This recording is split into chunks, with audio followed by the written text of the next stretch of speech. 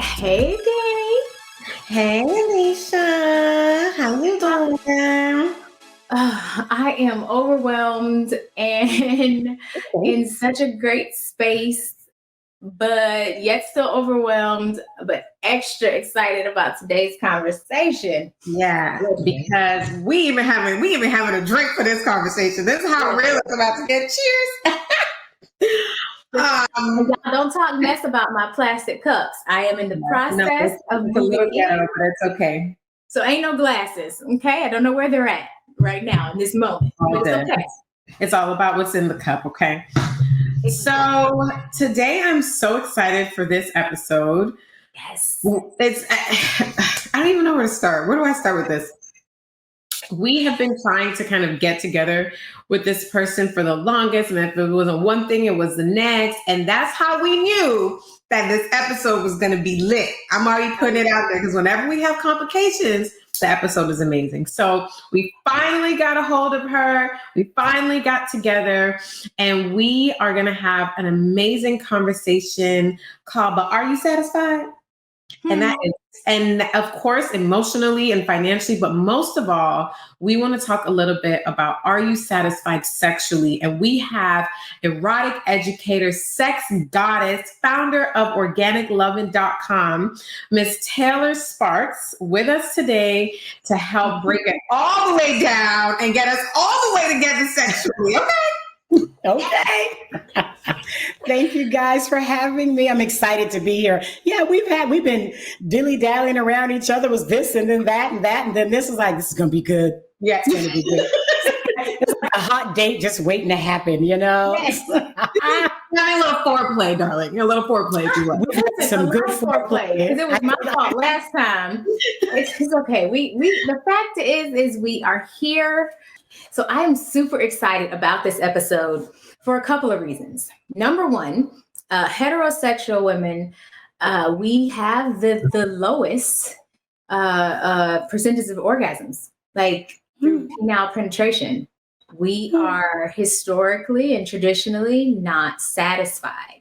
And I feel like it bleeds into every aspect of relationships because you have a bunch of men who say, oh, well, when I married my wife, she stopped liking sex. And it's like, no, she didn't stop liking sex. She stopped liking the pretending that she had to do. Not that she don't like sex no more. She got tired of pretending. Ooh. It's not fun for her. It's not good for her. It doesn't mean that you are bad at sex. It means that you were bad at sex with her. No disrespect to you and your abilities. But she's tired of pretending.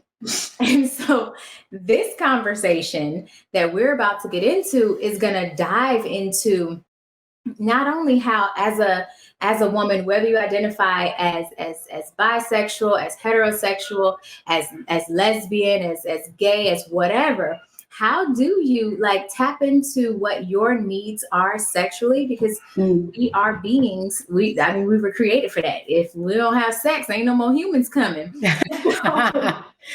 Well, we were created for it. Even if you never want to create a human, you're still supposed to enjoy it, you know? Well, that's a good point. And the creation part is the sex part, and then you have the pleasure part.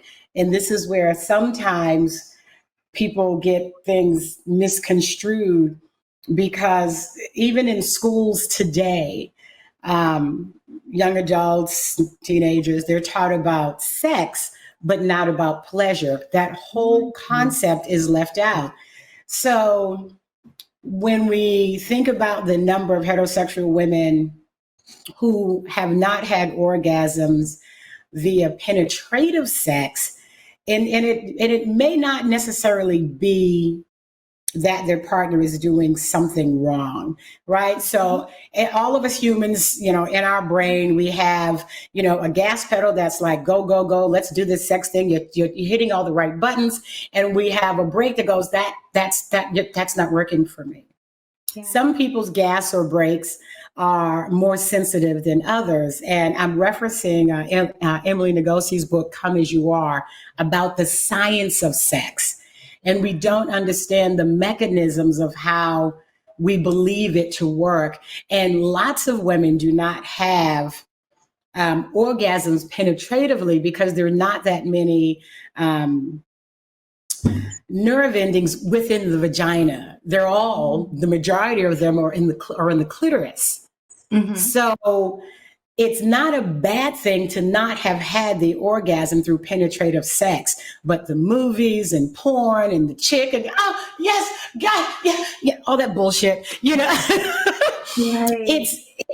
It's not a bad thing to not have it. So when the world was, you know, when we got the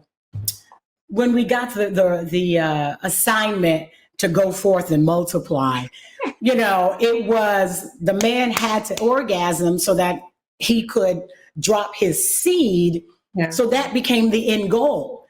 So that's kind of kept going on and on. You have to have the orgasm. You have to have the orgasm. You have to, but not really. But it's great to have it. But for women who are finding difficulty in having it, I always suggest that first we, figure out, okay, is it because your partner is not doing anything the way you like? And then that's a conversation. But do you know what you like? Yes. And maybe your orgasms are only clitoral, and that's okay. Mm-hmm. You're like, listen, I don't have penetrative orgasms, but I enjoy penetrative sex. I enjoy the touching, the feeling, the kissing, the licking. I enjoy all of that. But if you want to make me come, I need clitoral stimulation. So you're not capable of penetrative orgasms? Like, is it like a biological thing where like you just can, or is it mental, or what? It could be a little bit of both because, as I said, some people have this gas that they get turned on like for me, it's like you take the trash out. I'm like, I'm going to give you a blowjob. Check out the trash. You want the dog. Oh my God. I'm hot, ready, excited, ready to fucking go. Right? I'm good. Whereas somebody else might need you to take out the trash, you to put the kids to bed. I need a couple of hours to unwind from work. I need, a couple of days to get in the mood because I need my conditions to be perfect. Okay. Because their break is way more sensitive than their gas. So okay. I'm on one of the kink sites, FetLife.com, and a guy reached out to me and was like, oh my God, I want to tickle you till you come. I'm like, that don't fucking work for me. I'm sorry, can I swear? Yes, you can. I'm like, he had a tickle fetish. I'm like, that doesn't turn me on. That will turn me off so quickly. I'm gonna be bothered. But take out the trash. I'm taking I'll be naked by the time you get back, So understanding one's body, if you're the woman that needs, I need quiet. I need it to be dark. I need one candle lit. I need the room to smell like lavender. Then those are the things that you do to get there. But you have to understand what it is for you. But do not think that because you do not or are incapable of having an orgasm through penetrative sex that you are broken, that there is something wrong. It is not a requirement that you have to have an orgasm through penetrative sex. Okay. The marketing and the media is like, but you gotta, look the girl in the porn. Look at Susie. Just like with squirting, it's like every woman is capable of squirting. Every woman is. I need a tutorial. Yeah, but it's the right pressure for her, right? She has to relax because when you're close to squirting, you get the sensation like you have to pee. So your natural inclination is to draw up. Yeah, and I've had that sensation before. Yeah, and what you should do is push out. Yeah. And let go. You got to relax and just push out. It really feels like you're gonna pee, but I'm always like, I don't want to pee the bed. So you drop, so then you won't squirt. You literally have to like fuck it, we're doing this, and, and let go. And then, of course, as soon as your man figures out how to do it, he's like a boy with a new toy truck. Then he won't fucking stop. He's like, stop it, I'm gonna dehydrate. Not you gonna dehydrate. It's dehydrating. You lose a lot of fluid. You can use a lot of fluid. So this is hilarious. So we first have to get beyond. We have to stop being over focused on what I'm unable to do. I can't have an orgasm. I've never had an orgasm. What's wrong with me? Why can't my partner? But it has nothing to do with that. You're not broken. There's nothing wrong. The orgasm is not required through penetrative sex. Orgasm is not required at all, ever. Really? It's not a requirement. Pleasure is the requirement. Okay. Pleasure is the requirement. Orgasm is the end of the pleasure. Oh, that is so true. It is the end because I just want to roll over, please. Oh, you're like a guy, right? You're like a man. You're like, thanks. Cut the light out. You know? This was fun. That's interesting. That was fun. Don't touch me. I'm hot. Leave me alone. I'm hot. I think that's why a lot of women who are in same-sex relationships with other women report that they are more sexually satisfied, because orgasm isn't always like the goal or a requirement. It really is about pleasure. So I definitely can agree with that based on, just the stats and experience and things like that, where it's just like when you're having sex with a man, it's definitely like, even you as a woman will feel some type of way if he doesn't come. Like you will feel like, oh my God, what's wrong with me? Is my pussy broken? I didn't do a good job. Yeah, like, are you not into me? Do you not love me? Are you not attracted? And you will feel insecure. So we'll be like, oh, men just want to come. No, we also just want them to come too, so that we can feel like we're doing something, or that our bodies are. I did that. I did that. And even sometimes as a woman, if your we could have some kind of thought if our partner cannot get or maintain an erection, like, well, is it wrong with me? What's wrong with me? Yeah. I never think anything is wrong with me. I'm like, I don't know what's going on with you, but this is about the best shit you never got. So you need to get it together. No, I don't really say that, but those words do go through my head. Nothing wrong with that. You know who you are. But, sometimes we get caught up in our head and we leave the body. So even in the middle of sex or in the beginning of sex, or we leave our body and we get caught up in our head. Mm-hmm. So it happens. The difference is, for men, you can see it because they'll lose their erection when they're out of their body and in their head. For women, we just kind of, we just kind of, we're doing the laundry. We get dry.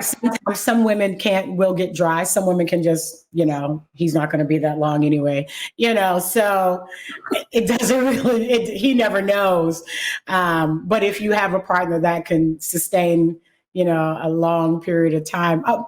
Do you know, my Sex with Ashley? She's another sex expert. She's really sweet. I've had her on my podcast. She posted recently about like sex being like 15 to 20 minutes. She's like, listen, get in, get out. I don't have all this, maybe on your birthday. And all of these women are like, oh yes, girl, 15, 20 minutes and I'm done. I'm like, no, I need a little more than that. Fuck off me in 15 minutes. And I was like, I like the 2-3 hour sessions on a regular basis. And they were like, see, I don't like it on a regular. I do like it from time to time, but not on a regular. I'm like a 15 to 30 from beginning to end. Really? Like 45 minutes. Cause I need you. Like, I'm not going to, if you just treat me like it's a construction site, I'm going to stop in the middle. And I'm gonna get up and go. You mean like tag it like that? You are not a jackhammer. I am not a construction site. This is true. Home. Go home. This is true. There's times for the tag it. Yeah. And then there's time for no tag I'm not gonna experience pleasure. I don't experience pleasure that way hardly. Yeah, no. Yeah. So that's for you. And if it's just for you, then why am I here? You got your hand for that. Like, this is also true, and you can watch him do his hand for that. Yeah, I find that that's life. Yeah, I enjoy watching you.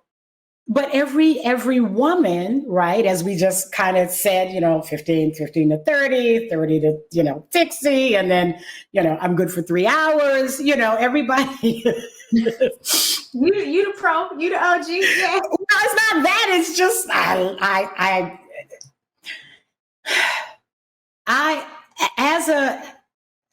I know myself well enough that if a guy can just stay the course, whether it's 15 minutes or 3 hours, I can get what I need. Okay. You know what I mean? 15 minutes is like, for me, that's a quickie. And I think you should, if you're I believe that it's great to have a repertoire, like a menu. Like some days you have an appetizer, it's a quickie before work. And then sometimes you have just the entree. And then sometimes you have the quickie, the entree, and the dessert. I like that. That's a 3-hour joint. Yeah. That's what I like. Yeah, then you wake up late, you wake up at midnight and you have another snack, for another 20, 30 minutes. Then you go back to sleep. You wake up at 5 and you have another quickie. No? Is that just I think No, I like that. I like that too. I like that. I'm all about I can do that. I can do that like twice a month, maybe 3 times a month, depending on what my schedule is. Yeah. But I'm good with a good 45 minutes. If you're trying to do a quickie, I will not enjoy it. I'm not. You don't enjoy quickies? No, not unless you are. So for too many men, they think that sex starts when they see you or when they're touching you. They don't understand that sex starts when you are texting me at the job about what you're going to do to me. Or you have sent me a gift, because my primary love language is gifts. So nice. Sent me a gift. It don't even have to be something expensive. You can send me a card. Yes. And I am so excited that I got this nice, thoughtful card that you didn't sign. What's your secondary? So my secondary, it used to be acts of service, but now it's quality time. Oh, wonderful. So after you give me gifts, come spend some time. Like, let's hang out, let's chill, let's enjoy ourselves. Because I don't know you care about me if you don't give me a gift. Alicia? Danny? What are mine? So my primary is words of affirmation. You got to talk to me nice, boo. Yes. I need to hear all the things. I see. Nice. I need to hear all the things. And I also really like gifts. Yes, well, you already know mine are acts of service. I'm going to say that. Trash. I think everyone can appreciate good acts of service. I don't know if there's anyone I know that's like, well, I don't want you to do nothing for me. Like, I love acts of service, but if you buy me something, it made me want to suck your dick. Like, and see, for me, it's taking out the trash. I'm like when I go to the beach and I have to carry my own shit, I'm like pissed. Like, what the fuck is my Sherpa? I need my man just be beautiful. I'm like, thank you. Yes.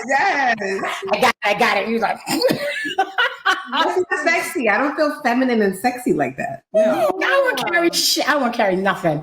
I think that's my thing with gifts. Like, yes, I can buy it, but don't make me. Yes, I'm independent. I can take care of it myself. Yeah. If you, I can, even when I have to. But don't make me. Don't make me sit in my masculine energy, because absolutely I have it. But if you make me sit there in my masculine energy, I will not want to sleep with you. I will not want you to touch me. You will think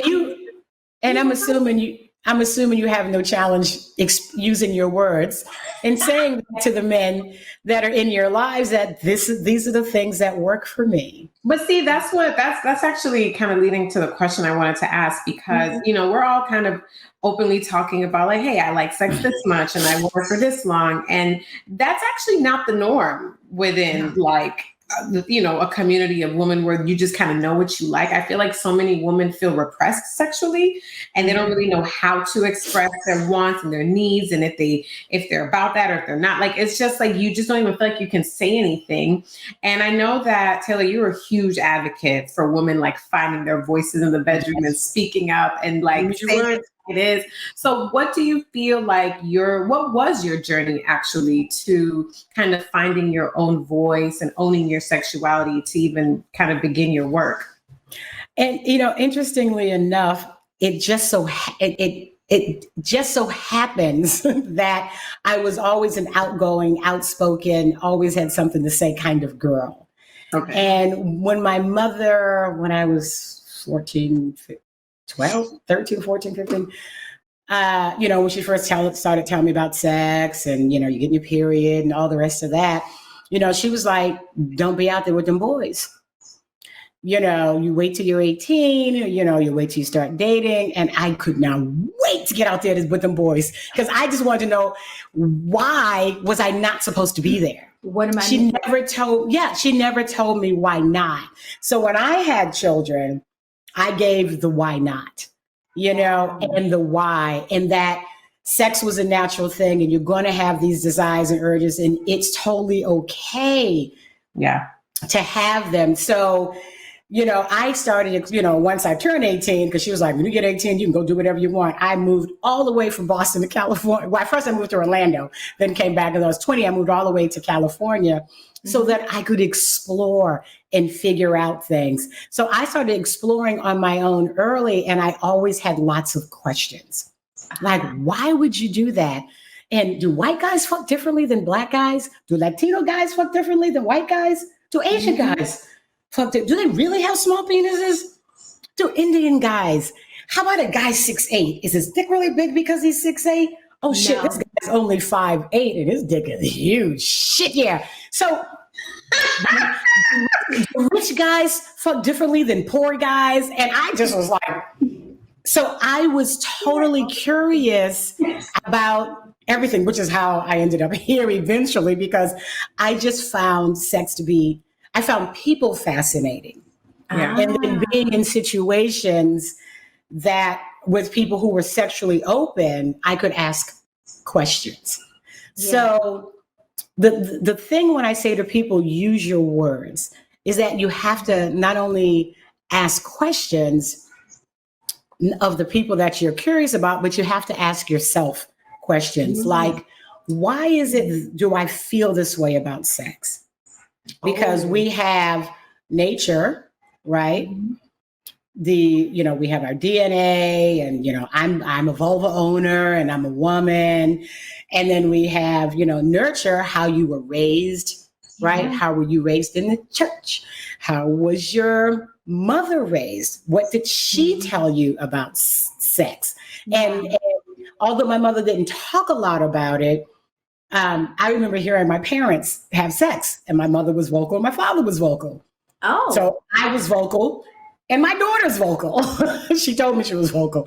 She's an adult now and talk about her. So, joking. So it's how were you raised? You have nature. How do you feel about yourself, your DNA? And then you have, nurture. How were you raised? What was the environment around sex for you? Mm-hmm. I had a woman in her 40s tell me, we were talking about threesomes, me, her, my partner at the time. And I'm like, well, you're hot. You want to come home with us? I'm sure he'd love to, I don't want to do nothing with you, but I'm sure he'd love to fuck you, And she was like, I really want to, but I can't get over what my mother would think. Oh, okay. I'm like, you're a grown ass woman. You don't look what your mother do. You know, well, she's not in the room. I think my problem was I couldn't care less about what my mother thought. Same. I did not, and surprisingly, Alicia, we both grew up in the church. Mm-hmm. But I feel like I just went the opposite way. Like, exit stage right. I was also, I think a lot like you, Taylor. I was very curious once I started having sex. I was really curious. It felt like very natural to me. And I know it's natural to everyone, but I definitely think shame and guilt and some of the nurture that you're talking about can play a part in how natural it feels like it comes to you as you're exploring. And for me, like, it was, I don't know, it was like I did this a few lifetimes and it was like riding a bike for me. I think I had my first penetrative orgasm when I started having sex at 17 and I had an orgasm at 17. Yeah, I think I did too. I think I was first on 18 or so. And I remember it. And, and then from there, you have your ups and your downs and you're trying to figure yourself out. Yeah. I definitely, sometimes I think I would feel a little shame just from a religious aspect, feeling like, oh, it was a sin or it was bad. Yeah. I would get over that. I remember, and I would get over that. I've had those moments, and I remember having specific moments that felt like just wrong based on how I was raised. And having real struggles with that portion or that type of sex or whatever I was doing sexually at that time. And I remember that feeling of guilt and shame and feeling like I was doing something wrong and feeling like I couldn't tell anybody and feeling like, and I got over it real quick, but I remember it. And I always wonder, like, people that carried that with them for a lifetime and never moved through those emotions or moved through those feelings. So that's why, when we were reading up on you, we were talking, I read that you are an advocate for women. It's like, I wonder just how much you must come across those people that can't move through that guilt and that shame around sex. And there's some awful sex life. Yeah, there's something else on top of nature and nurture. It's called epigenetics. Yes. Right. Mm-hmm. So you have your DNA structure, which kind of makes who you are, so to speak. And there's something that sits on top of our DNA, right? It's this genetic code that is passed down from generation to generation to generation to generation. So as African American women whose ancestors were stripped from their land and brought here to this country against their will and enslaved. Some of the women were raped. Not everybody was raped, but some of the women were raped. Some of the women were only used for breeding. Some of the men were used for studying. Some of the men were also raped, beaten, right?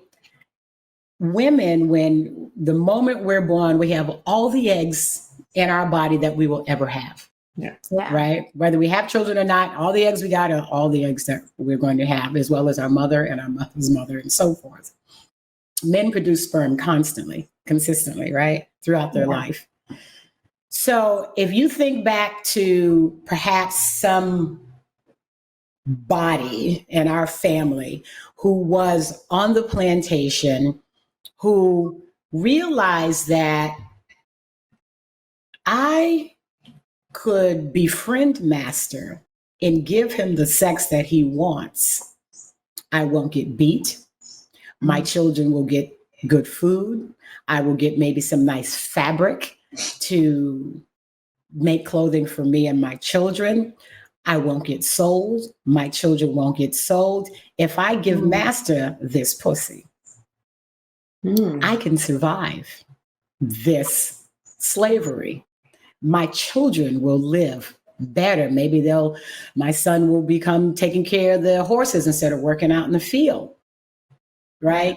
That imprint of how she managed to survive those 20, 30, 40 years on the plantation is imprinted on the children she had that moved forward in the world of how to survive. Yeah. Wow. How to get along, how to be sexual, how to use your feminine ways, that is imprinted. That level of cognitive stress that she figured out how to move forward in the world is imprinted on her future children. The same with her boys, who imprinted that on the seed that he went and spilled into another woman. Yeah. Contrary to that, the woman who was constantly beat, constantly raped, the man who was constantly beat, raped because the master was gay and couldn't even identify with his own trauma of being gay, who was raping that man who went on to stud children and live with the shame of what he had to go through his whole life during slavery is imprinted on his sperm that passed down to his children, whether his daughters or sons, and so forth. So when you think about people who cannot move on and live with the shame, some of it is not just nature or nurture. Some of it has come through us generationally, the trauma, even, For sure. being on a podcast and talking about it openly. And you might know people who have said, girl, I don't do that social media. I have all my business out there in the street, and talking about sex or whatever it is. There was a time where if you told somebody else on the plantation about what your intentions were, it could get you killed. Yeah. Yeah. Yeah. And people still feel bad. They don't consider you professional if you mention the word sex. Like I had a guy ask me, he's like, well, how can you be so open and still run a business? He said, don't you work with corporate people? Aren't you afraid that you'll lose opportunities because you talk about things that are considered taboo?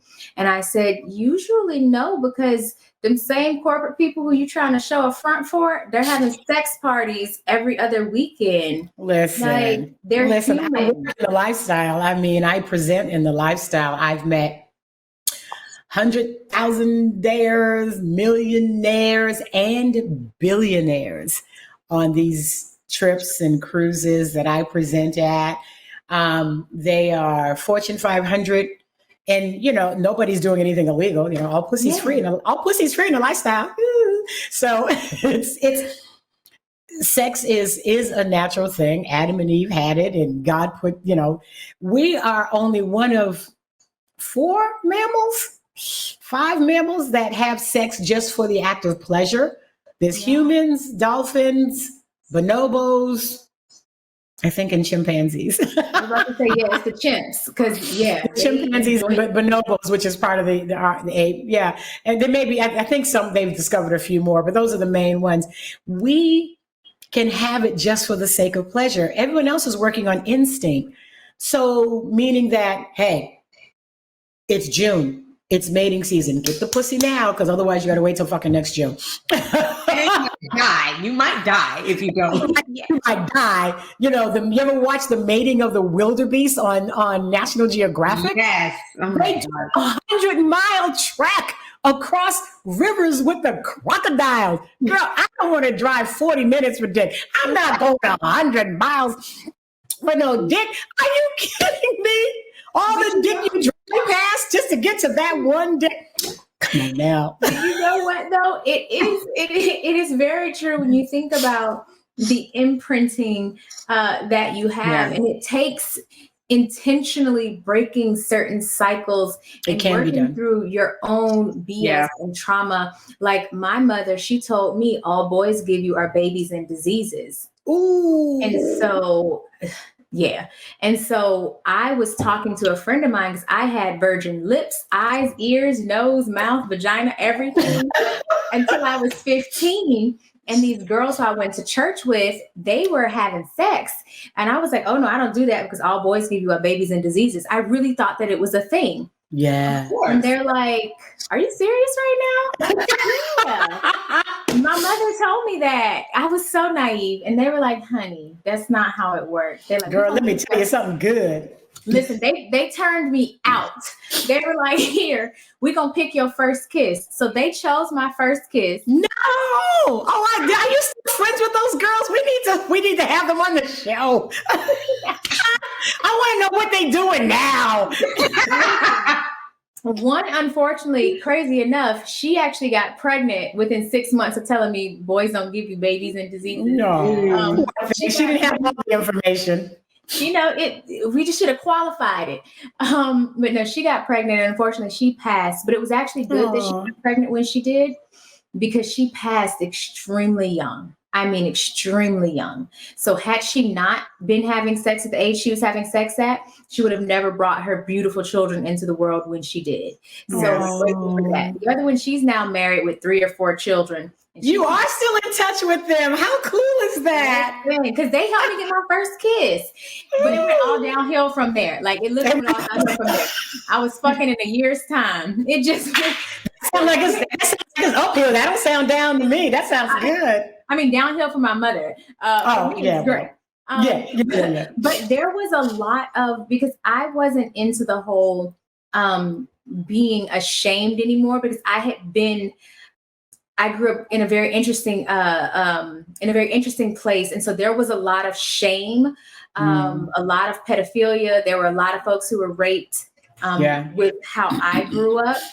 And so because there was so much, there were so many secrets around sex, there was a lot of shame around it. So I had decided once I started having sex that I wasn't going to be ashamed about it. I was going to explore. I was going to enjoy it. I had a boyfriend who taught me how to have really great sex. Shout out to him. I'll never say his name because keep my business. But he taught me how to enjoy sex because my mother hated sex so much. Yeah. But the shame around masturbation, I feel like that is the gateway. You know, people are like, oh, the gateway drug. I feel like masturbation is the gateway to learning your body, how it works, like what you like. It's amazing. Like it. Oh, listen. It's I've had amazing. some of my best orgasms by myself. Okay. Haven't we all? It is the gateway to learning about yourself. And I always encourage women and men to masturbate. And I encourage couples, if they, you know, and I don't really counsel, you know, I don't really do therapy. I stay in my lane, right? But, you know, I do Q&A sessions and people do come to me. I mean, I was married 25 years. Out of the 25 years, first 12 years, we were monogamous. You know, we had no challenges with infidelity or anything. In the second 13 years, I should say, the second half, if you will, of the marriage, we were open, swinging. And then I kind of also added kinky and polyamorous into that. My husband was like, we're doing what now? You know, like, I want a boyfriend. No, I want 3 boyfriends and maybe a dom. He's like, what the fuck? So anyway, that worked out the way it did. And I did have my 3 boyfriends and a dom. And then COVID kind of fucked up. I'm rebuilding my stable. So if anyone is looking for a goddess, yeah, I miss having 3 guys. 3 guys were perfect for me because I get all. Yeah, 3 is good. So anyway, I digress. Honor what works for you, though. Yeah. So it's shit. I lost my train of thought. Think about the 3 guys. About masturbation. About why it's important. Well, it's important because you get to know your body. And you get to know what you like and how you like to be touched, right? Is it internal stimulation? Is it external stimulation? Is it both internal and external stimulation? Do you need to have your nipples tweaked or, you know, or pinched or sucked at the same time so that you can relay this information to your partners, your lovers, you know, whoever it is. It can also be good to do a mutual masturbation session with your partner face to face. So your partner can see how you please yourself and you can see how your partner pleases themselves. Especially if you have a guy or a penis owner and he masturbates, is he right-handed or left-handed? Does he long stroke his penis or short stroke his penis?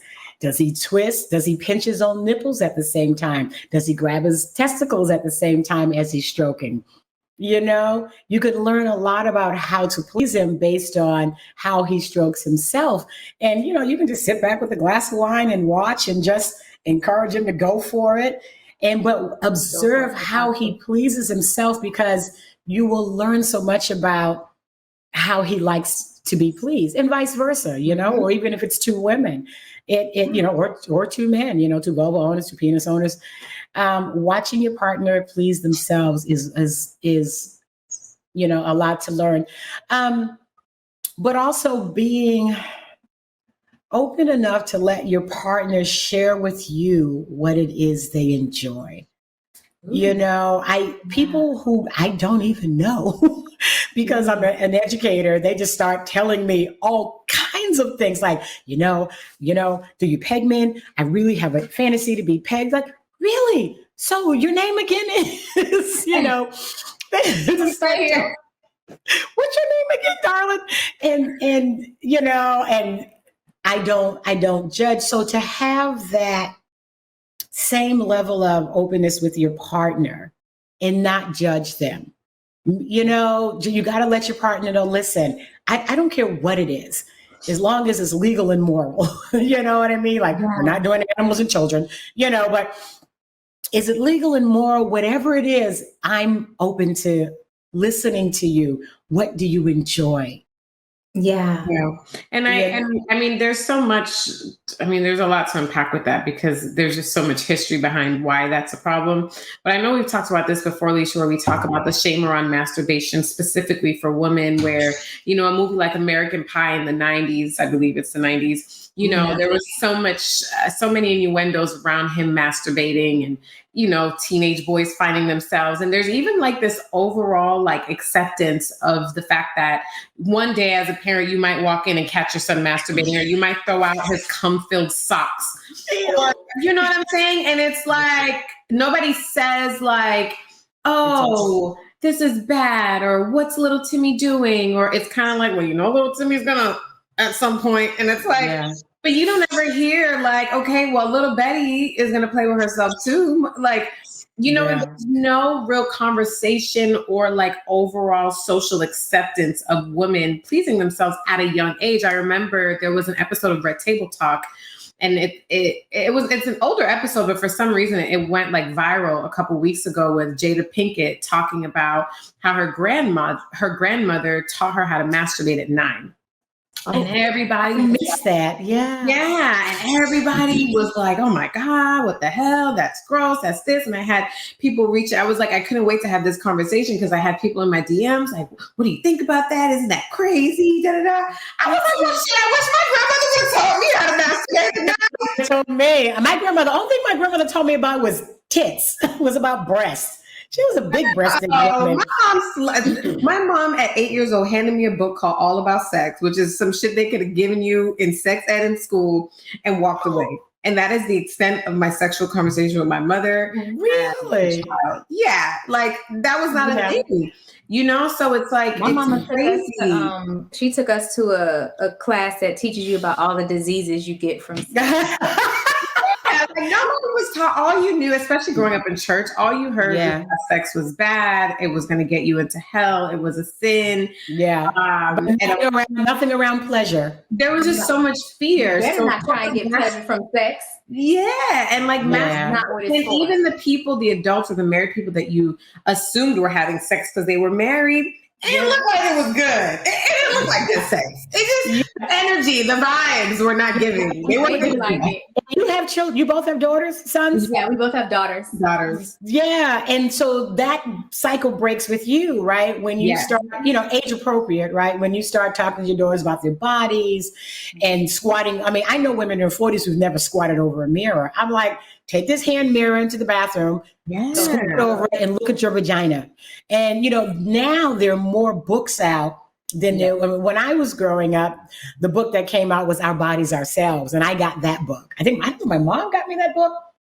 I don't know where I got that book. But, and like my father was reading Hustler or Penthouse or something. I was reading the stories. So, you know, I was a nosy ass child. I was always finding shit. But Our Bodies, Ourselves, I think it's in its 27th iteration right about now, but it's been around forever. But I got my daughter books about her period, and I always encourage her to talk to me. And I'm like, and then when she started dating, the first thing I did was make her take a self-defense class. Because I was like, listen, a stiff dick has no conscience. It has no conscience. You don't know if that boy was raised like your brother to know that I don't care if the dick is this close to the this close to the vagina. If she says no, you back out, you put your pants on, you go home.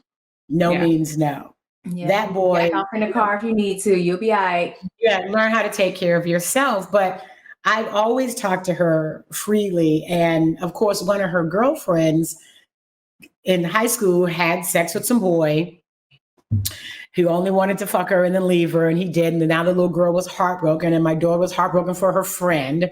Yeah. And I told her, I said, I know you're not having sex yet, but at some point, sex is just sex. And it's okay. Wow. At some point, you're going to meet some guy. He's going to be so fucking fine, but he's going to be dumb as a rock.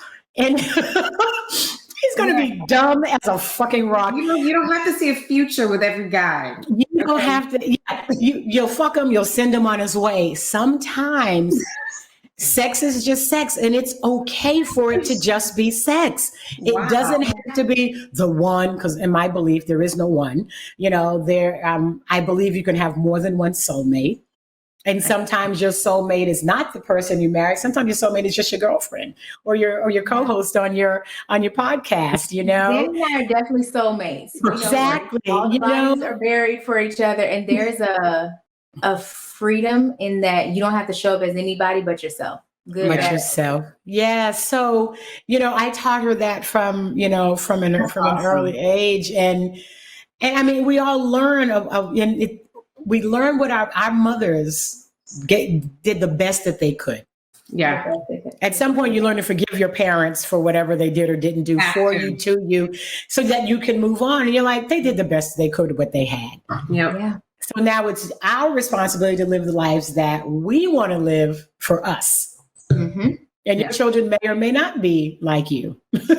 Yeah. But it's important to just have those conversations, because it definitely can lead to this space where you're going out uninformed and you can't prevent. And so someone asked me like, oh, what did you think about, Jada being taught to masturbate at 9? I was like, well, I think a more appropriate age would be closer to like 12. But I also remember that 12. What's wrong with 9? But that that was just for my I guess. But no, but I'm saying though, sanity. My daughter was 7 and she was. No, that's what I was gonna say next. But I said that, and then I was saying that I remembered feeling sexual at 9.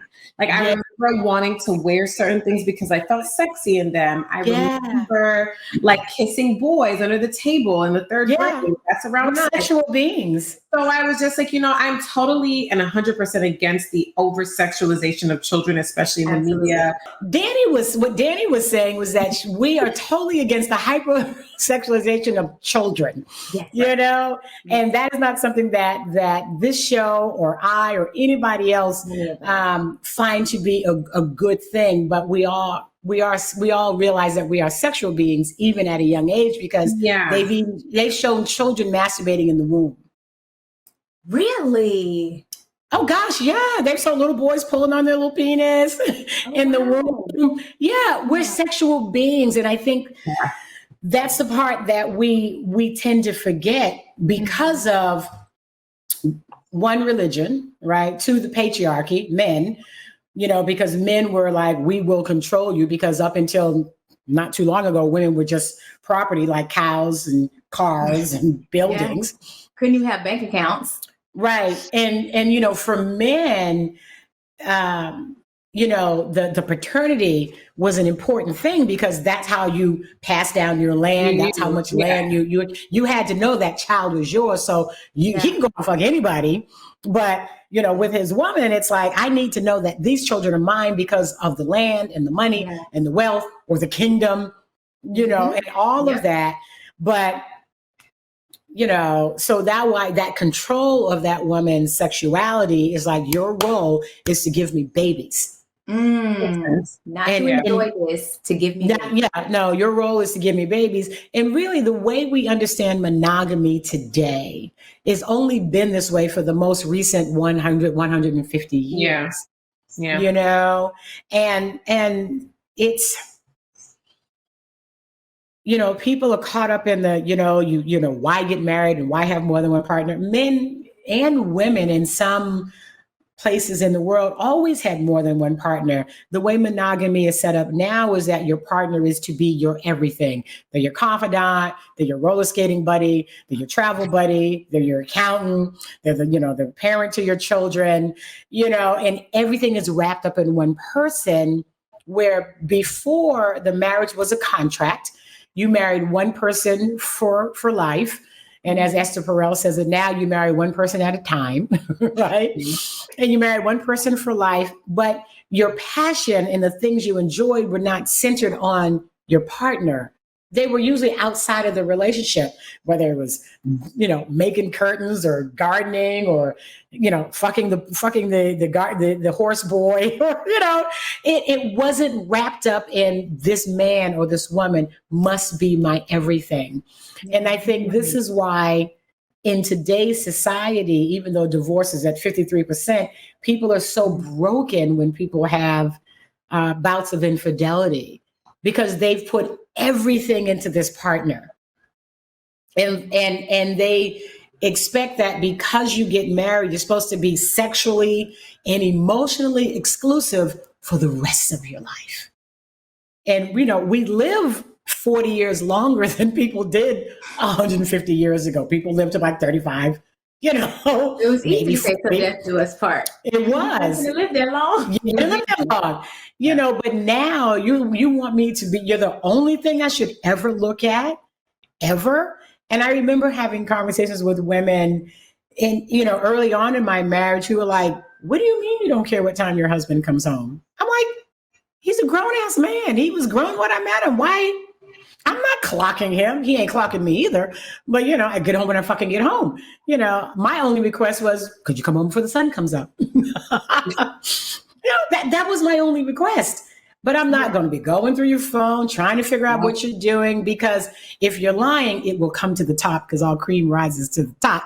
And then and if you bring me home anything, I will kill you in your sleep. So, let's just be responsible. If you feel like you really gotta, put on a fucking condom. But I feel like that's a level of honesty and awareness that most may have a little trouble getting to, but it also too is getting back to what works for you, because being open does not work for everyone. Right. Like for me, I can't promise that I'm going to be completely okay with being open, but then what does it look like having a conversation with my partner saying, okay, I really do. I like to explore, other women, let's say multiple times a year. And I would like it if you feel comfortable exploring that with me. And if that will cause issues within the construct of our marriage later, because I've given us this experience, are you able to then control yourself later? It's being comfortable enough to have that conversation, because most couples, or not most, because I don't want to generalize, this is a better one. How can couples improve their communication, not just around sex, but around how they want their relationships to be? Like, how can they even start that conversation without the fear of being ostracized? So how can they ask for what they want, but also set the boundaries for what they don't want? Like, I'm super clear on the fact that I don't want to be open, but I would like to be able to explore and play and have fun a couple times a year, So how do you start that conversation? And sometimes it can feel a lot like an all or nothing. So that's a great question. It's like, how do you kind of teeter totter and get in the middle somewhere? Because it is really difficult to kind of do that. So once you ring that bell, so to speak, and you breach that conversation, you cannot unring it. Yeah. Right. And I think one of the biggest misconceptions about open relationships, swinging, polyamory, polygamy, polygyny, polyandry, is that you become exempt from your emotions because you decided to open your relationship. You will still have times within the relationship where you are lustful, feeling like it's love, heavy and light, anger, insecurity, happiness. All of that still exists. Yes. Trying to, it is my belief as a polyamorous person that nobody belongs to anybody. And just because you open your relationship does not mean that your partner will still not stray and cheat. Because as soon as you set boundaries, the mind is like, oh, let's break that boundary. Exactly. You know what I mean? There's a boundary. Let's push it further along. So it's not about, it's kind of getting out of the thought process that Okay, you can do this, but you can't do that. I'm going to allow you to do this, but not that. Because if your partner wants to do something, they will do it whether you allow it or not. So the question is, how do you as partners decide what is it that you want and don't want? Because you are an individual, a whole person. They are an individual, a whole person. Two whole people come together and go, listen, this is what I like. These are the things I like with you. These are the other things that I like. Will that work for us as a couple? And some people are like, yeah, I don't really give a shit. I mean, I'll be, for me, I don't like anal and I don't swallow. So does that mean that my men should never have anal because I don't like anal? For the rest of they like, listen, I really like anal sex. It's something that they really desire. It's like, give me the ass, baby, I need the ass. They ask for the ass all the fucking time. So should they never have anal sex because I don't want anal sex? Or should I be like, okay, listen, let's do this. Let's find a girl that likes anal together. I just want to be there, and then I'll provide the lube and the condom and you can have all the fucking anal sex with her. And that's it. Because that's his thing. Yeah. So I think that we get caught up in the if I allow this, how far will they push it? And it's kind of like, if it's something they really desire, they're going to do it with or without your permission anyway. Yeah. That kind of leads me to a question. How do you manage that without it being rooted in fear? Because I've heard people say, oh, well, they're just going to do it anyways, or he's just going to cheat anyways. So it's like, you might as well just allow it, or you might as well just look the other way. You might as well open your relationship to threesomes or this and this and that. And if you're the kind of person who isn't really into that, it's like, obviously you don't want to feel like you're suffocating or stifling your partner's desires or exploration. And you hope you can grow together sexually, but that's obviously not always the case. But how do you navigate it without it being rooted in fear of, oh, well, they're going to do it anyway, so I might as well just. Well, so you don't want to be stuck in the fear that they're going to do it anyway. And I don't mean to say that you should just turn a blind eye to somebody that's not respecting your boundaries that you've set in the relationship. Right. What I'm saying is that opening the relationship is not the answer to keeping somebody from cheating. Either somebody's ethical or they're not ethical. It doesn't matter It doesn't matter. So either your partner is ethical and it's like, baby, I really want some ass. I'd like you to, you and I to figure out how I can get me some ass 2 or 3 times a year or a month. Or you have somebody who's not ethical, because even if you say, fine, go do it, do what you want, it doesn't, but baby, just use a condom. Then you find out he did what he wanted, but then he didn't use the condom. Right.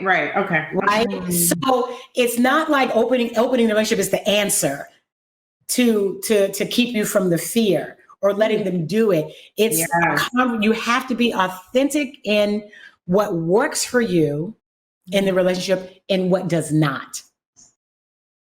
So that means it's like, listen, I don't do anal. You can't have fucking anal. That's the woman I am. Now, if you feel as though this is something you cannot live without, then you may need to go be with somebody else. Or you need to either be with somebody else, or we need to figure out something else. It's not black or white. Everybody has to figure out what works for their relationship. Some people have a don't ask, don't tell. Yes. Lots of people have a don't ask, don't tell policy. Tell me every fucking thing because it turns me on. Because you take the dick.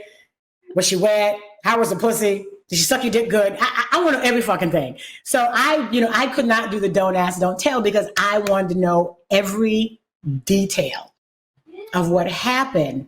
But even with all of the freedom you can give a partner, they could still cheat if they're just unethical.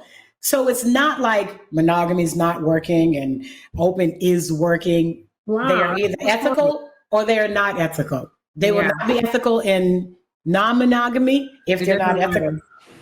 It's like saying money, when people say like, oh, money brings out the worst in people. And it's like, no, it doesn't. Money just brings out who you really are for real. It just magnifies. It doesn't matter. If you're a really great person and you have a bunch of money, you just become an even better person. But if you get a bunch of money and you're an asshole, you're just a bigger asshole now.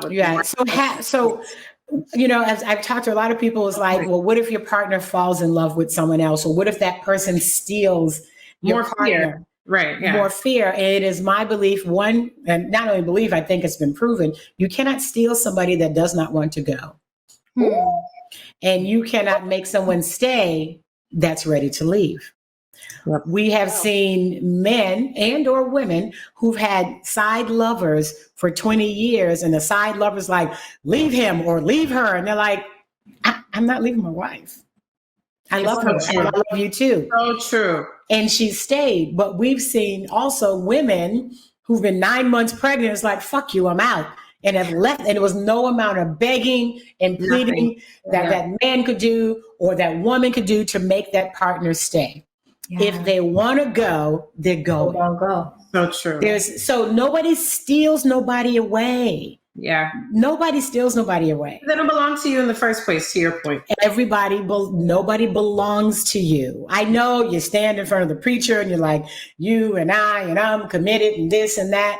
And it is, you know, the movies and you know, have made us believe that, you know, love is only one way. Love is love. You can love more than one person at a time. You can be in love with more than one person at a time. You can control your urges to not be, you know, not to cheat on your partner and go. You could feel like maybe this person who I really love with all of my heart has my children, and then I meet this other person and they represent something in me that I didn't even know.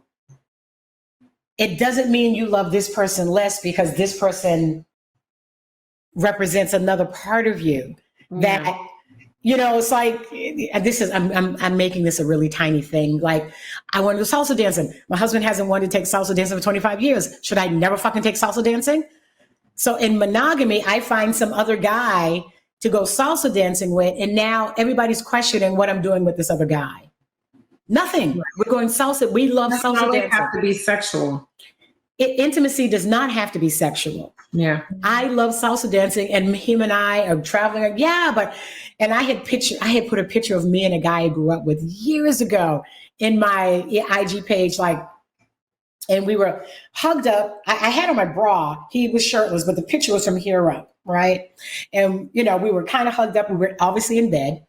And I took the picture and I posted on IG. Could you be laying with your a good friend, a person of the opposite sex, and stay in the same room with them? Overnight, how would your partner feel? And the comments were like, oh, everything's fine till his dick gets hard. I'm like, no, we're friends. We're not fucking. Right. But once his dick gets hard, I'm like, I don't give a fuck how his dick gets hard. I don't care. No is no. Well, why you sleep? Why y'all sleeping? Why do you get separate rooms? Because it's my dime. He's here to help me for business, and I'm not paying for 2 fucking rooms. Sleep in the other bed. I got 2 beds. You know, but you know, once he gets excited, I don't care how excited he gets. I'm a grown ass fucking woman. I'm not some 13-year-old, 9-year-old child who has no one. And I would not put myself in a situation with a man who could not control himself. So if you don't trust your partner, well, I know what's on men's mind. I don't give a fuck what's on his mind. You ain't getting no pussy. Go to sleep. Control myself. I'm responsible for my body. Yeah. And I would expect that my partner would know that anything short of raping her, he ain't getting no pussy because she said no. I don't care how much you drink. I don't care how much you smoke. If I'm fucking you, it's because I decided I wanted to fuck you. Yeah. Not because you wooed me with your dick. Please. That's what I always tell partners that, because I I always felt like monogamy, especially when I was younger. I'm a little different now, but when I was younger, I always thought monogamy was so terrifying because it seemed so boring. And something I would always say, like, for me, it's not about the sex, but I love new energy. I love meeting people. I love people. I love hearing people's stories. Like, honestly, if I could just be married and go on dates from time to time, that would be polyamory. I love that would be like an ideal world, because it's like, I don't want to like have sex with all these people, but I just love that. Like when someone's just meeting you and all the questions and the interest and that spark at the beginning. It's called NRE, new relationship energy. Yeah, I love that energy. That's that energy. Yeah, NRE is, I know some NRE, they just go from partner to partner to partner to partner because they love the new relationship energy, right? So it's it's just fun, so I would always say, like you'd be with a guy, it's like, oh, I'm still friends with an ex or something, right? Mm-hmm. And they'll be like, oh, he's just trying to sleep with you, he's da. And I was just like, I don't know if men know this, but like, I decided if I was gonna fuck you before I left the house, based on the panties I wore, based on if I was waxed or not waxed, but like there was so much that went into that. Like women cannot, and obviously this is a general statement, but we can't really be seduced in that way if we didn't already decide that we're gonna sleep with you. Like I've never been out with a man and I was like, I'm never sleeping with him, and he changed my mind. That's never happened to me. No, me neither. I really want to have sex with him, but I shouldn't. But I really want to. And I was on the fence, and he had pushed me over the fence and into the bed. Yeah, but it's never been a situation where I was like, hell nah, and he somehow magically changed my mind. Like there was something there for us to get to that point. So that's why it is different for us to have friendships with men, because we really do kind of control that. What happens? Men do too. Men are totally in control as to whether men who are celibate. They're like, I'm taking a break. Taylor. Like they like to say, like, oh, I couldn't think about it, and my dick was thinking for me. Like there's this idea that's perpetuated that men have no control once their dick is hard. I've met many men who have total control. Yeah. It's bullshit. It's bullshit when they say it. Just like it's bullshit when the women like, oh, I had so much to drink. I don't know. I'm like, bitch, it's bullshit. You fucking knew you were going to fuck him. Just say you were going to fuck him and let's be adult about this. Don't give me this shit. You had too much to drink. I had too much to smoke. You knew you wanted to fuck him. So that's why you drank, for the courage. That part. I don't need no fucking drink. I'm not fucking you, and no means no. Because, like you said, I met a guy not too long ago, and I was already, like you said, on the fence. And we met for brunch, and I'm like, well, I don't know, And we'll see, but he was cute. And then we had a lovely conversation. We had brunch, and it was nice. And then he kissed me, and I'm like, oh, okay. That kiss right there. That's the one that did it. We might be able to make this happen, but I was like, but not today, So then we met up again, and then, he wasn't pushy, and he was just cute enough and just sexy enough and just attentive enough and just kissed right just enough. And I'm like, okay, if you just push 1/2 an inch, it is yours. He was like, clink. I'm like, ah! So then I have a question, right? And it's a two-part question. Okay. So we are talking like we are free. So when folks listen to this, they're like, dang, they real free. So do you feel as though that your overall health is affected by your sexual health or your sexual wellness? Like, do you feel like it has some effect on, or do you feel like it's crucial to your overall wellness in terms of your sexual health and wellness? It is. So everything is connected, right? Mm. And I think we forget about the song we learned in kindergarten, right? Like the hand bones connected to the wrist bone. Everything is connected. And so my background in holistic aromatherapy and human behavior focuses on how we are all connected inside and out, outside and in, and being healthy. And at every age, because I'm 61. And look darn good. It's the sex. Thank you. But yeah, being lots of them 3-hour sessions, I'm telling you. You guys, I hope y'all are watching on YouTube because this is proof that sexual wellness is tied to overall health and wellness. Because look at this woman. I don't even see a wrinkle. Oh my God. Oh my God. Wait, this one, this three. I got some aunties at 66 and they do not look like you. Okay. Well, I got a cousin at 74 who's like fucking amazing. So, but it helps to come from good stock, right? So being aware of your overall health, what you're eating, what you're drinking, but more importantly, the level of stress. Stress kills. Yes. You have to learn to tell people no, or if you have a hard time saying no, you can say things like, that doesn't work for me. That doesn't work for me. A lot of people have a hard time saying no. So giving them another option, like, that doesn't really work for me. That doesn't work for me.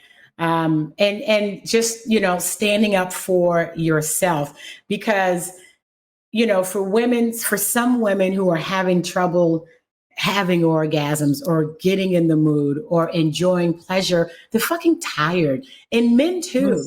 Men get tired, they get overwhelmed, they've got jobs, they've got kids, they've got a partner, they're trying to fucking sexually please, and she wants 3 hours, and he's like, I can give you 20 fucking minutes and I'm going to sleep, and why aren't you, like the stud on the fucking camera, who's popped 3 Viagras or whatever, it's stress, and our Black men are under tremendous amount of stress day in and day out. Day in and day out. And that the epigenetics, when we talk about, what has been the gene that is on top of our DNA, we think about us as women and all that stress that we're under and the fear of being raped. Our Black men have been being lynched and hung and castrated and burned to death and made to watch that every day. That is implanted in generational trauma on his genes. Yeah. That have been passed down. And sometimes I think we as Black people forget some of the shit that we've gone through. Yeah. And we need more care. We need more health. There is a great documentary out right now about our health and the food deserts in our urban cities called They're Trying to Kill Us. And it talks about the food that we've been raised on, this soul food that, has come from the scraps of master's table. Yeah. And it's we relate it to being with the family when it really is the family that we want to be with. It's not the food. So this food that we have been, the meat, the pig, the chickens, the fish, the dairy, which 70% of people of color cannot even process dairy, affects our overall health, which affects us sexually, which also affects us emotionally. The food that we're eating. You can't find a Whole Foods in an urban city, in a Black community. Yeah, my mom lives in a food desert, and I was struggling because Whole Foods is where I shop.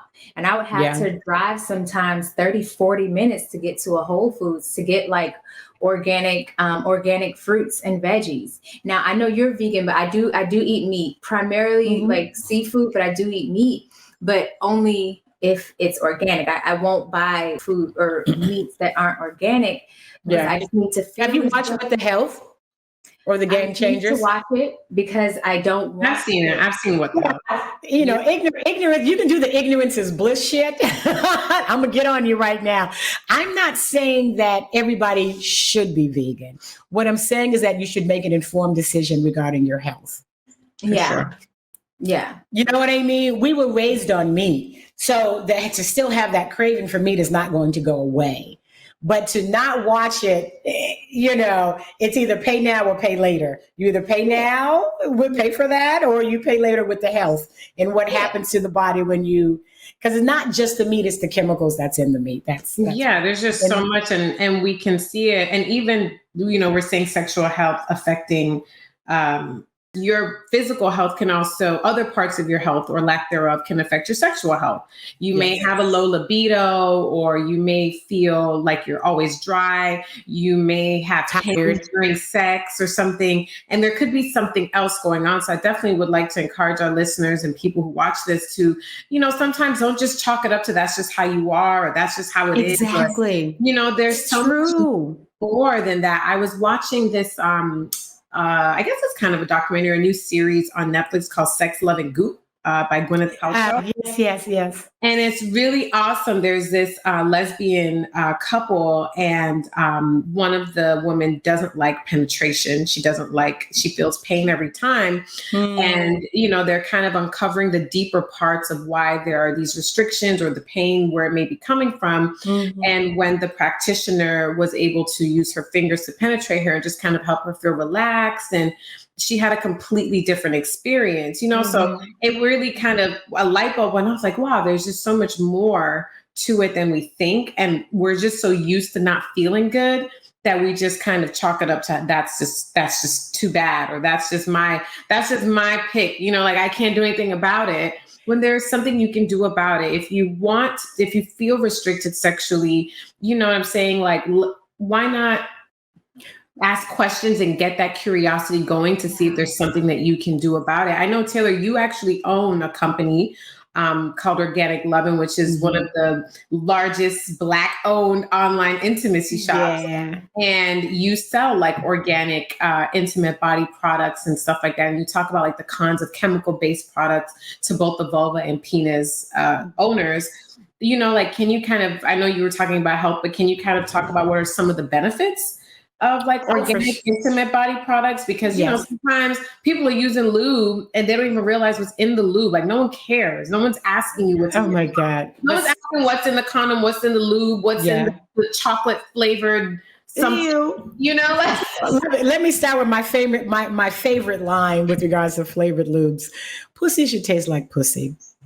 Not chocolate and bananas, not cookies and cream. Okay. Yeah. If you don't put all that on a pussy, you don't really want to eat it. And if your pussy tastes, a healthy pussy tastes good. Pussy should taste like pussy. I want my partner to finish eating my pussy and go, oh, that's my baby right there. And when he kisses me after, I want to be like, oh, okay, that's me. That's me. Oh, I'm good. I am really good. Exactly. It's good because it tastes how it's supposed to taste. Like pussy, right? So a lot of the standard lubes that we're used to seeing in the market, they have a lot of marketing money behind them, have things in them like glycerin, sucrose, and glucose, which are all derivatives of sugar. And when you put sugar in something dark and warm and wet, what do you get? Yeah, you stop baking bread. Yeah, you get the yeasty beasties. Right? They also have things in it like propylene glycol, which is the cousin to antifreeze. It is not antifreeze, but is the cousin to antifreeze, and it's very, very drying to the vaginal tissues. And when the vagina gets dry, you get little micro tears inside, which now leaves you susceptible to all these things that you were trying to prevent getting, bacterial vaginosis or an STI. So lube makes everything better, and it hurts, right? Lube makes everything better, and it's not about wet; it's about glide. So a lot of women are like, well, they take pride and go, well, I get really wet. I don't need no lube. It's like it's not a need for the wetness; it's a necessity for the glide, so that you don't have the friction. Okay. I'm one of those like, oh, it's a river down there. I don't need that, but you want the glide inside so that you don't get the little micro tears from the friction. If you're using condoms, if you're not using condoms, but especially if you're using condoms, a lot of the condoms also have propylene glycol on them, because by law, they don't have to tell you what chemicals are on the condom. So that propylene glycol, if you use condoms and you feel yourself getting dry, it's because the chemicals on the condom is what's drying you out. Now, on top of that, so all the condoms we sell are vegan. Now, it's not a lettuce wrap. You can't eat it. Okay. It's a natural rubber. It's still rubber. It's still latex, but it comes from a sustainable rubber tree. Okay. It has been triple washed. Because when you open a condom, it smells and tastes like a fucking rubber tire. And guys love to rip the condom off and go, here, suck that. And you're like, I don't want to suck it. No, don't put that thing in my mouth. It tastes like, and then you suck the dick, tastes like a rubber tire. They don't want to kiss you because you taste like a rubber tire. So they've been triple washed. It's a rubber cycle. A rubber cycle. We don't rubber cycle, right? They have not been tested on animals. Your standard condoms are tested on horses and sheep. They don't use rabbits because their dicks are too little. They come too fast. They can't get the research. First of all, they do not have a milk casein on them. So milk casein, coming from dairy, is that when you open the condom, that powdery substance, it keeps the rubber from sticking to itself. But if you have a dairy allergy, right? Let me back up one step for you. So the skin is porous, right? We know it's porous because we sweat. Up to 60% of what you put on the skin is absorbed into the bloodstream. Okay. Now, we don't keep everything because we pee, we poop, we sweat. But there's something called bioaccumulation where we keep just a smidgen of everything that's absorbed. The vagina and the anus is covered in a mucous membrane. 100% of what you put in it is absorbed into the bloodstream. So that dairy, that casein that's on the condom, if you have a dairy allergy, your reaction could be dryness or extremely itchy or painful. And by law, they don't have to tell you that stuff is on the condom. So the vegan condoms don't have casein. They're triple washed. They're not tested on animals. And they come from a sustainable rubber tree. So if you have a latex allergy, you would not be able to use it still. So using organic lubricants, read the ingredients on the back of everything. The marketing money that goes behind feminine hygiene, telling you that, you need to, douche and smell like island breeze. Why you need to smell? Why pussy need to smell like island breeze? Pussy should smell and taste like. But it's marketing money. They make you feel bad about your own body. And I tell women, if you've never stuck your finger in your vagina and tasted your own juices, you should. Before you send your partner down there, you should know what you taste like. So you know the difference between a healthy smelling and tasting vagina and a not healthy smelling and tasting vagina. Because you need to go ahead to somebody, doctor. Go ahead, excuse me. You need to go see somebody and stop masking your odor with island breeze and cookies and cream. Yeah, that part. So what should be in lubricant? Like, how simple should it be? We have aloe vera based lubricants, water-based, purified water-based lubricants. We have lubricants with tea tree oil. If you look at the ingredients and if you cannot read it, you don't need it. Okay. You can't read it, you don't. I say that with food, but I never even thought about it as far as sexual. You have to look at them. Yeah. So there's aloe vera, there's oil based, there's coconut oil. We have some amazing glues with CBD. Yeah. So, it's important to, understand what's in it. So you want to look for natural ingredients: coconut oil, olive oil, purified water, CBD, aloe vera and coconut oil are extremely healing for the vaginal tissues. CBD is amazing as a lubricant. CBD oils or arousal oils, if you could, can't use the oil-based ones with latex condoms because anything oil-based will just eat through the condom in 3 strokes. But CBD is amazing because it's an anti-inflammatory because, the vagina and the anus take a beating, and it helps with pain. It's really good for that. It's a vasodilator, meaning that it opens up the blood vessels in the area so that it will make your orgasms more intense and the clitoris more sensitive to touch. So it's really good in the clitoral area. So I love CBD. Yeah, we actually have what's the Euphoria? We had Euphoria, yeah. Yeah, we had Michelle on. Yeah, talking about CBD. Was that last season? And she sent us some stuff that I have yet to try. Oh, girl! What you right now? You need to go try that as soon as we get off the. This is confirmation. I was gonna say this is confirmation. Alicia, you too. Have you tried it? Because I don't think you have. Oh my God! I have no idea what you are missing. My guy would put after we had sex and after we took a shower, he would put it on to moisturize his penis, the skin on his penis. It's amazing. Yeah. The awakened Fourier arousal oil. You ever have you ever be in the middle of sex and the sex was so good, you're like, oh my God, I'm going to be so sore tomorrow. But you don't fucking stop. When you stop and right before you go to sleep, put some on inside the lips and vagina, you'll be good in the morning. I'm here to tell you. Okay. Yeah. So the CBD is different, is a different vasodilator than using something that's like peppermint or cinnamon. Because peppermint and cinnamon do the same thing, but it's tingling or it's cool or it's hot. The CBD is very subtle, so you put it on and it absorbs into the bloodstream right away. It opens up the blood vessels. And oh God, yeah. Tonight is the night. Tonight. Yeah, you put that on and it's good. Well, I'm not sleeping with anyone at the moment. Use it. I use it with my vibrator. Use it. I'm telling you. No excuses, sis. No excuses. Use it with the vibrator. Listen, put it up. Take yourself a nice little shower. Put it on. Dry off. Pour your wine. Lay back. Your orgasm will be different. Okay. All right. Okay. Thank you. That's all.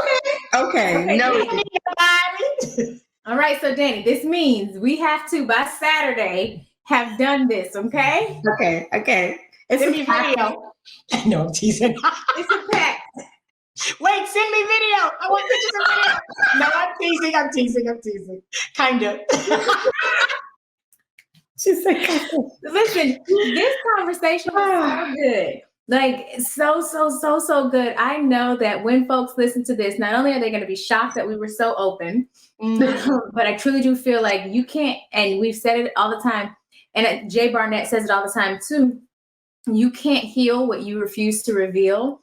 So having open and honest conversations around sex and the liberation of sex and working diligently to end the no orgasm pandemic that is happening for so many heterosexual women. I don't know why. They can just go to Organic Loven and order anything. We got dual orgasms, external, internal. There's no reason to be not pleasing yourself. I'm not doing that. I'm sorry, I didn't mean to interrupt you, honey. There was a whole discussion on Facebook about being celibate. And this guy and women were like, yes, I haven't had sex for 2 years or 3. This had nothing to do with the pandemic. 2 years or 3 years or 6 years or 10 years. I'm like, I'm not doing that. Nope. And the guy, he didn't come at me, but he was like, well, how do you know it wouldn't, improve your mindset and well-being? I'm like, because there's nothing fucking wrong with my mindset. Give me my dick and my orgasm. I don't believe in celibacy for me. Right. Some people need that healing time. They need to go within, and I think they should. I said it didn't work for me. I'm not, if you're not listen, any man that's been in my life, I'm like, I'm not playing with you. Either we're doing this. If you don't want it, we don't have to ever be together. You can find somebody else to cuddle with, but I want what the fuck I want. I like sexually adventurous men. Listen, this is good. This is how I know this last question is going to get all those who believe that, for them, that sex is something that they want to explore and use as a form of liberation, whether it's liberation of the shackles that they have allowed to hold them, whether it's liberation from their own thoughts and shame around the enjoyment of the bodies that they get to explore in this lifetime and through this experience. But how do you align your head, your heart, and your yoni for more satisfying sex, even if it's just with yourself? Because for too many women especially, it's in our heads. And we talked about that earlier, where some will dry up or some will be like, oh, he won't be that long, so I could just go ahead and play pretend until he gets his and I can roll over. So, but how do you align all three of those so that you can enjoy sex? Because if you're going to be having it, you should enjoy it. You should. And sex is healing on both the giving and receiving side. It is distressing. It can produce children. It is an amazing thing, but it comes from knowing what you want. More importantly, knowing what you don't want. Because if you know what you don't want, I can get you to what you want. Yeah. Right? When we talked about the color purple, right? And she was like, Mr. just be on top of me and doing his business. And Suge was like, oh my God, it's the most wonderful and amazing time with him. And they were fucking the same guy. Same person. The same person, right? So what was he doing with her that he wasn't doing with the other person? And what was she not requesting? Yeah. What was she allowing him to do to her? Because it's a two-way street. It's not like, you know, you could say, that doesn't work for me. And you want a partner to be responsive. And most of our partners want to please us. Yeah. Yeah. You know, and so it goes back to communication. You've got to use your words, but you got to know what you want and what you don't want. Yeah. So that you can say to your partner, not during sex, not before sex, not right after sex, but over a cup of coffee, over a glass of wine at, you know, at dinner, or the car is always good because nobody can escape at 70 miles an hour. And good conversation. And you say to your partner, you know, babe, when you do this and this and this and this, I really like that. And your partner's like, yeah, like, oh, that really turns me on. Yeah. Because what partner really doesn't really want to please their partner? Most of our partners do want to please us. And then you say, but you know what I really would like, or what I would like more of, or what I would like if you didn't continue to do that and that and that. Yeah. Yeah. The same with your that works. Yeah, that works. You know? I do that, and I definitely find it to be really effective when you don't. It's a timing thing, and that's what you're saying. Like sometimes it's like right before sex, if you're telling somebody what you don't like. No, who wants to hear that shit? I don't want to have sex with you now because now I'm in my head, and now it's like, oh, am I doing it right? Is it going to be good? Is she going to like it? It's like, no. The timing matters. So yeah, definitely outside of the sexual zone, you can then have constructive conversations around that. And it's about talking about what's good, right? Let's focus on, because it's not all bad. It's just one or two things that just aren't working for you. So focus on all the things that they are doing well for you. Okay. And then let's talk about that. And then you can say, and you know what else I would like you would do also? Give me that ass. You know what? I swallow. I would like it if you did these things as well. Or I would prefer if you didn't do this, or like, don't blindfold me and do the hot wax thing. I don't, that doesn't do anything for me. So, that's the timing thing. And the staying connected thing, I've had a number of men who have said, I'm losing my erection in the middle of sex, or the women, I'm getting dry, because we get in our head. And one of the ways to get out of your head and get back in your body is to go back to your five senses. Right. And I'm going to pause here for a second, because you hear the feedback again. No. You guys are hearing yourself. Okay, then that's good. So one of the things is to go back to your five senses. So you're in the middle of sex, you find yourself in your head, or doing your grocery list, and now your body has reacted in some kind of way. Let's start with the five senses. What are you feeling, right? Focus on what you're feeling. How does your body feel against yours? How does your hand feel on their skin? What are you touching? How does their face feel, or their dick feel, or with your fingers, right? And then you think about, what do you see? Look at your partner, right? Look them in the eyes. Look at their bodies. Look at the curve. Look at the color of the skin. Look at their hair. Look at their movement. You see? Yeah. And then you go on to taste. What are you tasting? Lick them, suck them, right? What do they taste like? Are they salty? Are they sweaty? Are they sweet? Do they remind you of huckleberries? What do they taste like? Right? And then what do you smell?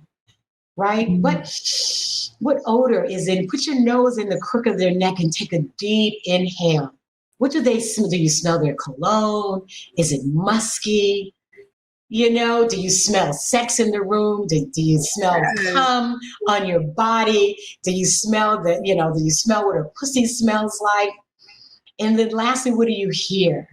Right? Are they moaning? Are they breathing heavy? Are they whispering sweet nothings in their ear? Are they calling you a dirty fucking whore? They've gone back to their native tongue? Oh, papi, te quiero más, mi amor. Right? What do you hear? Do you hear your own breath? Am I like, I'm like, now I'm turned on. You're not the only one.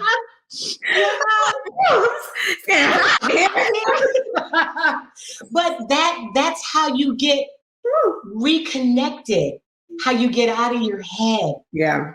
Fall back to your five senses. It works. Right? It definitely your works. Your touch, your taste, your hearing, your sight, and your smell. And you will get back into what's happening at that moment.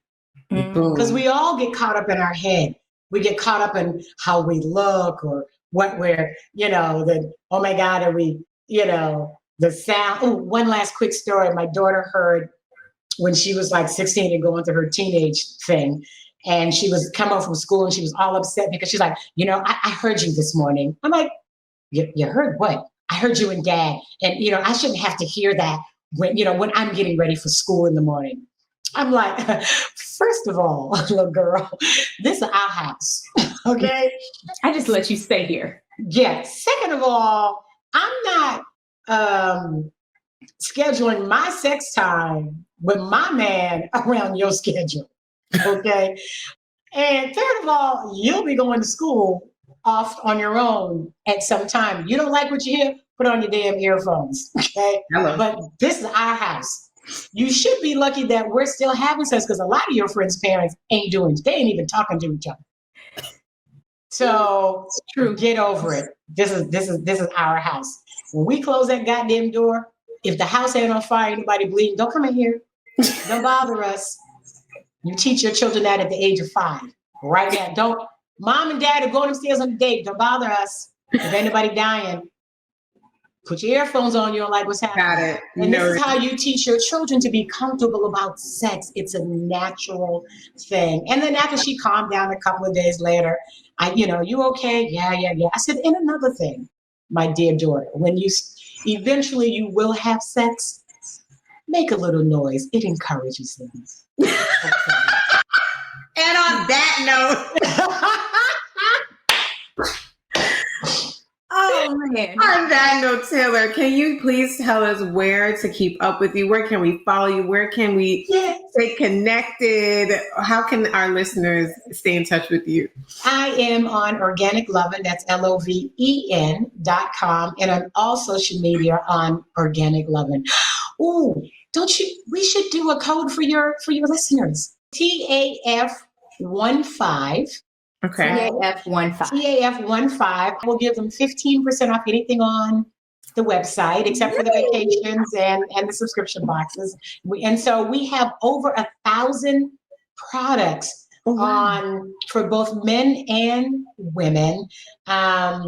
Internal, external, trans, gay, straight, we have it. We have over 100 books to help educate you on sex, sexuality, sexual health, sexual wellness for both men, women, teenagers, and young adults, sex positions, relationships, monogamy, infidelity, open relationships, because anything you need to know, you can find in the book. So if you want to know something, somebody has probably already done it and written about it, and we carry a lot of books to help people in a lot of ways. So yeah, TAF15 will be the code, and we will put that up when you guys let me know the show is live, and it will be good for like 2 weeks, and shop and get something for you and the bodies you love to love. Ooh, yes. Listen, y'all, make sure y'all go to the website, TAF15. I already know what I'm going to go ahead and indulge in and get. That's the code. That's the coupon code at Organic Loven. That's the coupon code. Go to Organic Loven, and it's LOVEN.com. Yes. Hopefully you can spell organic. If not, say it to Siri. Suri got you. Okay. Organ, I see. Okay. my I hope you got that. But listen, stay connected with us everywhere. Triggered AF PC. You can follow me on all the platforms at Alicia Reese and Danny. You can follow me at Danny Foster Coaching. And you can you can go to DannyFosterCoaching.com to stay in touch with me. And thank you guys so much for tuning in to this episode. We know it's a long one, but it's long and juicy. It's so juicy. With a trigger happy family member that needs to have an orgasm. Okay. Yes. Orgasms make you happy. Yeah. Orgasms make you happy. Pleasure. Yes. It releases the stress. It is good for overall health and wellness. I'm so tired of hearing just conversations about people's sexcapades and stories. It's like, let's have some informative, educational, fun conversations. And that's exactly what this was. So thank you so much, Taylor, for all your time and for hanging out with us. We'll be connected in the future because I just love your energy. And we're going to the nude beach together. When I get back, we got a date at the nude beach. Well, take me too. Bring your ass on down here. Where are you? I'm in Atlanta, but it's okay. I will come. I have for everybody here at my place. Come on down. I'm literally 13 minutes from the beach. We'll make lunch. We'll pack wine. Yeah, we're friends because we have too much to learn from you. I'm here. I'm like. So thank you all for tuning in. Enjoy this conversation. Enjoy yourself and your partners. Don't forget to go get those goodies, and we'll see you guys next time. Bye. Bye. Thanks so much for listening to this week's episode of Triggered AF. Remember, don't be consumed by your triggers. Confront it and then work to release it. Whether you leave us more triggered than you came or you're feeling like you've been open to a new perspective, our hope is that you've grown. Make sure to share this episode with a friend who's trigger happy and tag us while you're listening. We can't wait to hear from you. Until next week, pull it together, girl.